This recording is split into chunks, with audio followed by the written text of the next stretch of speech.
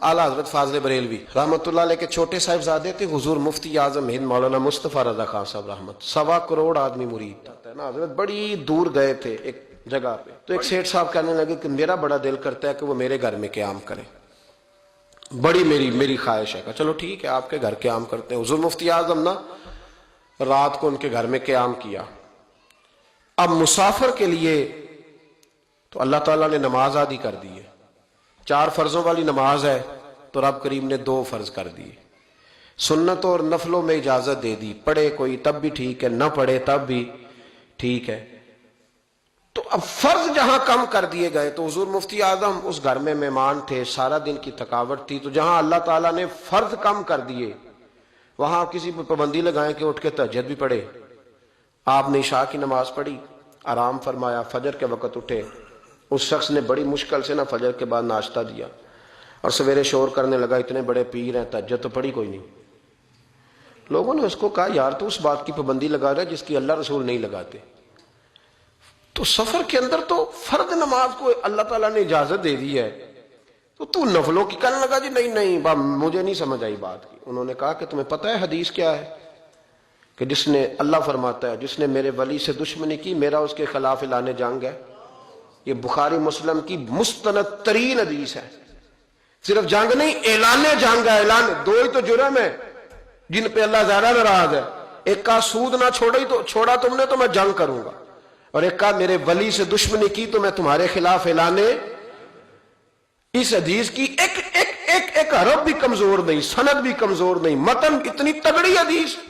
हजरत मुआज इब्ने जबल रदी अल्लाह ताला अन्हु नबी पाक सल्लल्लाहु अलैहि वसल्लम के रोजे पर बैठ के रो रहे थे। ये अबू दाऊद शरीफ की हदीस। हजरत उमर आगे का रोते क्यों हो? फरमाने लगे मुझे 2 हदीसों ने परेशान कर दिया। एक तो नबी पाक ने फरमाया छोटी सी रियाकारी भी शिरक है, अगरचे शिरक असगर है पर इंसान से गलती हो ही जाती है। और दूसरा हुजूर ने कहा है कि जिसने वली से दुश्मनी की मेरा ऐलान जंग है। तो उमर मुझे कैसे पता चलेगा कि कौन वली है?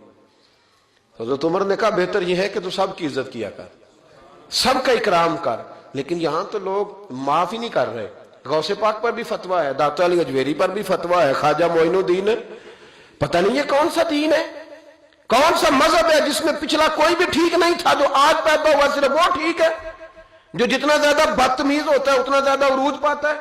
हम नहीं जी किसी को मानते, सिर्फ अल्लाह। ये सवाल सुनते हो तो मैं कहता हूं इमाम बुखारी को भी नहीं मानता। क्यों माना तूने इमाम बुखारी को? इमाम बुखारी को मानोगे तो बुखारी मानोगे, इमाम मुस्लिम को मानोगे तो मुस्लिम शरीफ को। क्या फलसफा है? बगैर किसी इमाम के तू हदीस तक पहुंच ही नहीं सकता। जाना डायरेक्ट जाके ले नबी पाक से हदीस, इमाम बुखारी के बगैर ले, तेरा पता चले। जब उम्मत में जितने लोग गुजर गए सैकड़ों सालों में, वो सारे गलत थे। जो आज पैदा हुआ वो ठीक है। कोई टीवी पे बैठ गया, कोई यूट्यूब पे बैठ गया, सारे गलत थे जी, मैं नया आया हूं, मैं ठीक हूं। ये कैसे हो सकता है? बदतमीजों को उरूज मिलेगा। तो नबी करीम अलैहिस्सलाम ने फरमाया अल्लाह का ऐलान जंग है। ये बुखारी मुस्लिम है, याद रखना। कभी जहन में भी किसी अल्लाह के नेक बंदे के बारे में बुरा ख्याल ना पैदा करना। ऐलान जंग है रब करीम का। तो कहने लगा जी तहज्जुद ही नहीं पड़ी। लोगों ने बड़ा समझाया कि यार कोई बात तूने गैर शरी देखी है तो वो कर, लेकिन तू जहां बैठता है गीबत करता है, जहां बैठता है कोई गैर शरी बात देखी है तो बयान कर। हम कहने लगा जी नहीं। चूंकि बड़ा सेठ था, जब उसे इतनी ज्यादा बात की तो हुजूर मुफ्ती आजम हिंद को तकलीफ हुई। आप रो पड़े, फरमाने लगे उसे ऐसा नहीं करना चाहिए था। मेरी कोई गलत बात देखता तो तबसरा करता। आपकी आंखों में आंसू क्या आए? उसके घर में तो आग लग गई। कहता सिर्फ वजूद के कपड़े बचे, बाकी हर शय जल गई।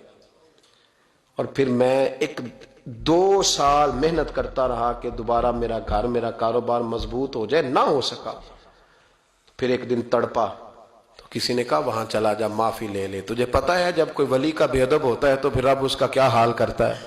वहां चला जा, बच जाएगा। आया हुजूर मुफ्ती आजम की खिदमत में, दरवाजे पे दाखिल हुआ तो आप फरमाने लगे तूने अच्छा किया, तू आ गया और अब तुझे माफी मांगने की जरूरत नहीं, जा मैं बगैर माफी मांगे ही तुझे माफ करता हूं।